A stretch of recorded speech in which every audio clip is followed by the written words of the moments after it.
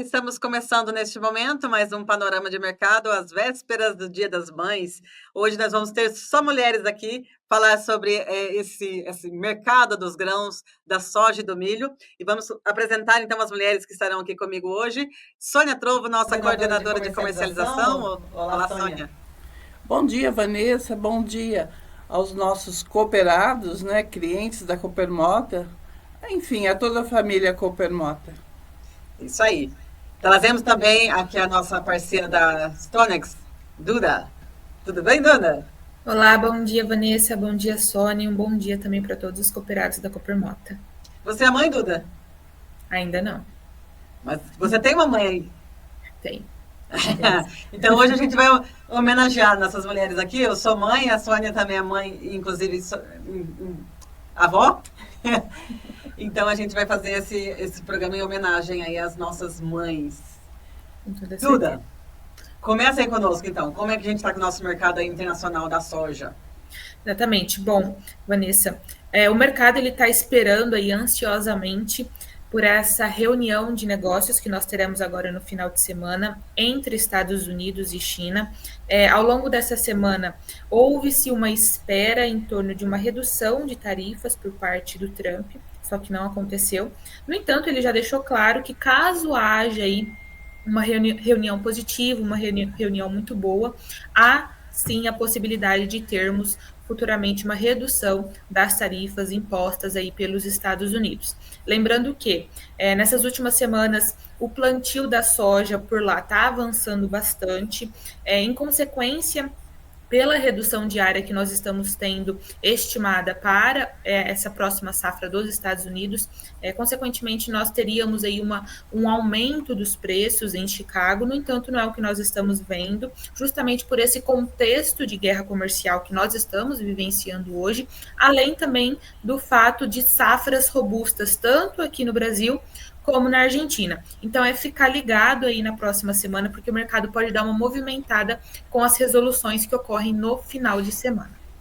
Maravilha. E a Duda, então, já trouxe aqui as informações dos nossos títulos, inclusive já falando da colheita que a gente também tem aqui como tópico para ser dito.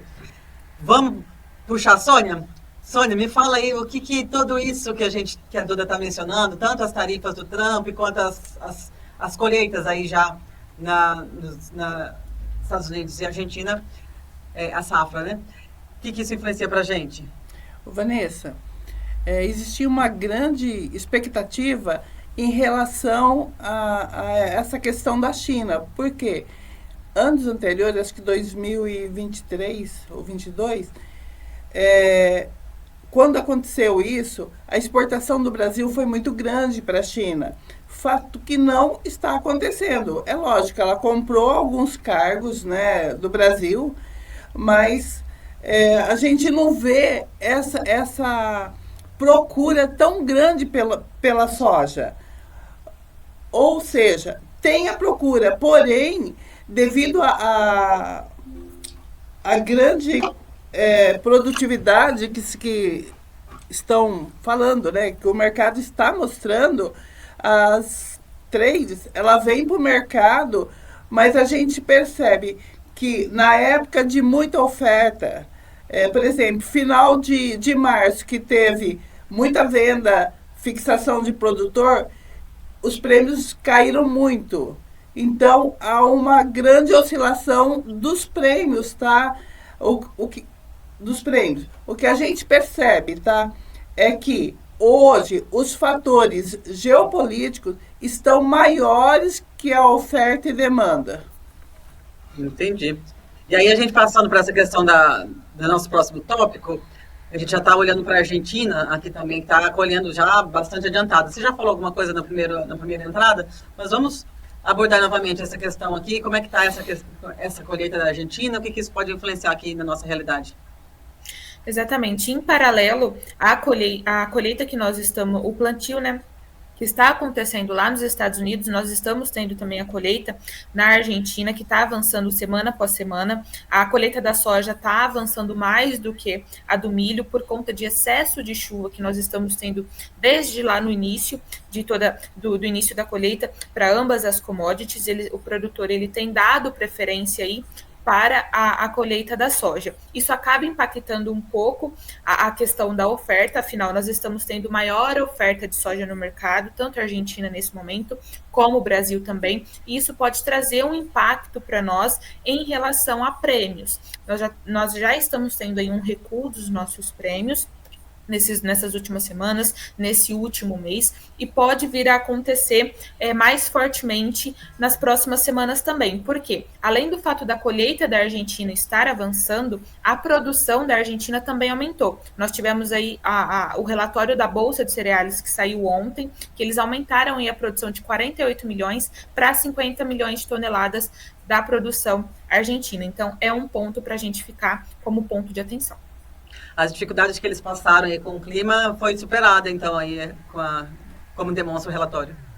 Exatamente, nós tivemos uma grande dificuldade aí com o clima no início da safra para o desenvolvimento, ali em meados de dezembro, janeiro, porém em fevereiro veio chuva, que acabou fazendo com que houvesse uma recuperação de áreas na Argentina.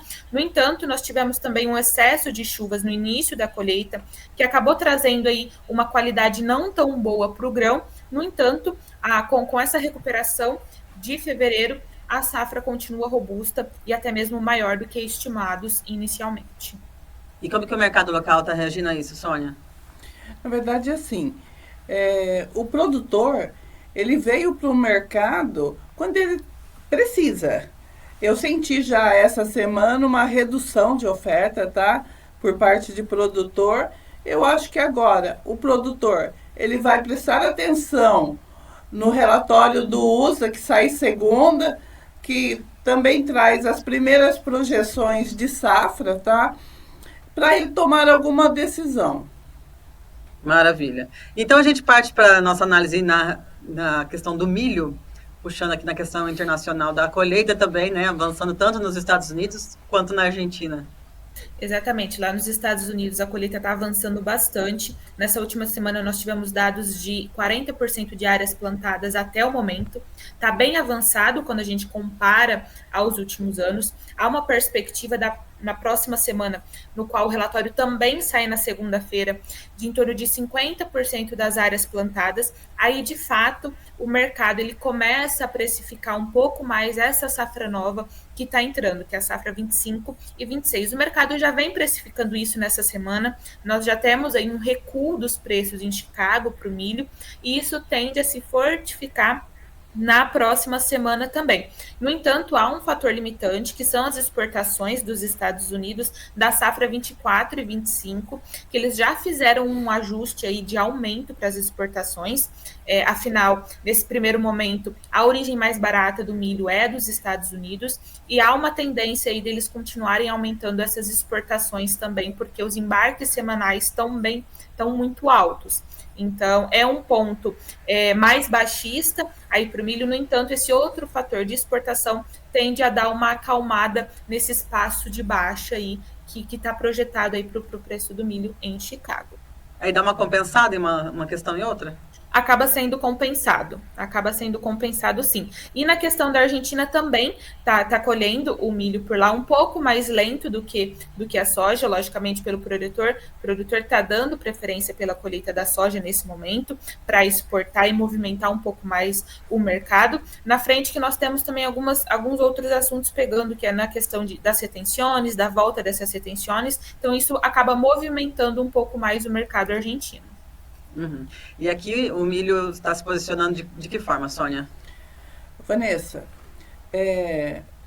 a gente está ouvindo sobre a colheita o maior número, né, de produção. Porém, existe uma disparidade entre o preço do comprador e o preço do vendedor. E nessa semana eu notei, eu deixo bem claro, a gente fala aqui em relação à nossa região. Eu notei uma retração nas vendas e por outro lado, alguma procura pontual por milho. E o que se percebe que entre o preço do comprador, que ele baixou muito essa semana, né? E o que o produtor procura em relação ao preço, essa disparidade está sendo causada porque a gente ainda tem um espaço para colheita aqui na nossa região. Então o produtor está apostando nesse espaço de tempo que o preço, a procura na nossa região possa melhorar um pouquinho ou pelo menos manter a cotação.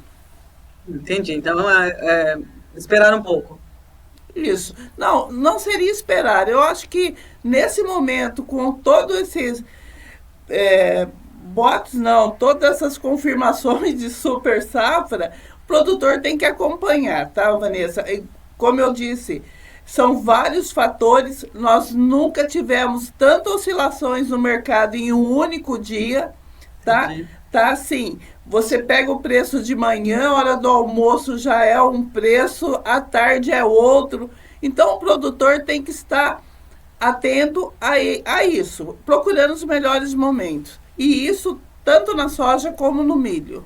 Entendi. As oportunidades surgem assim, a longo prazo, a curto prazo, São momentâneas, viu, Vanessa? Isso, momentânea, era essa a palavra. Ontem mesmo nós tivemos bons momentos de manhã, em relação ao preço, e à tarde o mercado foi se ajustando tal, e acabou fechando até embaixo. Ganha aquele que está atento mesmo. Isso. É isso mesmo, Duda? Exatamente. Logo mais a gente está passando aí pela colheita do safrinha aqui no Brasil também.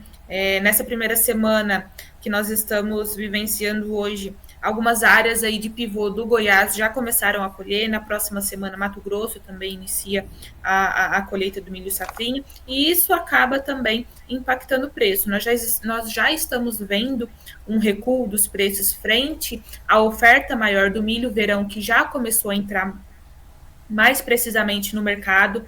Logo mais nós estamos vendo também teremos a entrada do milho safrinha, que pode trazer esse recuo a mais aí para o milho nas próximas semanas e nos próximos meses, principalmente para o próximo contrato, que a gente começa a ter um olhar melhor, que é o contrato de julho na B3, que já vem com esse recuo, refletindo o mercado climático muito bom que nós tivemos em abril e que está trazendo aí essa produção maior hoje para o milho safrinha aqui no Brasil.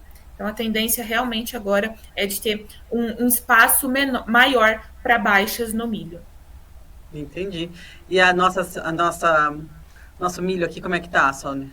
Então, Vanessa, da maneira que eu falei. Falando da nossa região, a gente tem uns estoques curtos, bem curto. E aí, como a gente tem um espacinho até a colheita, aqueles produtores pequenos que não têm capacidade de depósito e tal, então ele vem para o mercado adquirindo poucos lotes, né, lotes menores, e isso faz com que o preço tenha manutenção. É por isso que a gente está vendo aqui uma manutenção no preço do milho. Mas concordo com a Duda, a tendência é de baixa. Uhum. Passado o 30 de abril, que todo mundo estava com muita expectativa para a questão das dívidas, como é que está o nosso panorama? A questão ainda, Vanessa, tanto na soja como no milho, passou o 30/4, né? E aí o produtor, ele está parado, olhando a oportunidade, é lógico, mas principalmente, Vanessa, ele vai fazer as contas dele, ver o que ele pode dispor e ainda esperar mais um espacinho para o milho estar completamente salvo na lavoura. É isso mesmo, né, Duda? Na parte nacional também é mais ou menos esse contexto. Exatamente. Passado esse momento aí de 30/4, que era tão esperado pelos produtores, o mercado começa, de fato, a dar uma acalmada, principalmente na comercialização, comercialização está mais lenta, tanto para a soja como para o milho. No entanto, principalmente por conta do fato preço também que está recuando para ambas as commodities, então é um momento mais de cautela aí do produtor e também, logo mais, ele já começa a pensar na safra 25, 26, começa a questão das relações de troca, começam a pegar mais daqui para frente e o olhar do produtor começa a ficar voltado também para a próxima safra. Vamos finalizar essa e já olhar para a próxima. Exato. É isso. Então, com isso, a gente conclui o nosso panorama de mercado de hoje, agradecendo a participação da Sônia, da Duda, e a gente volta na semana que vem com mais informações aqui do nosso panorama de mercado. Até lá? Isso. Até lá. abraço. Tchau, tchau. Abraço. Tchau, tchau.